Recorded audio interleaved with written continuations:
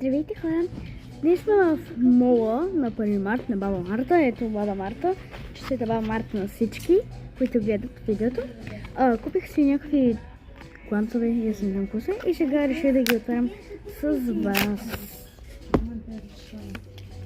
Понеже мама ми дава зор, трябва по най-бързата процедура.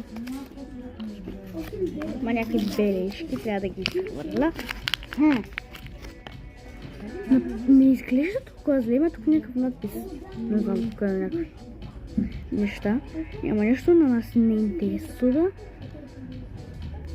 Може и така, може и тук, добре. Това изобщо...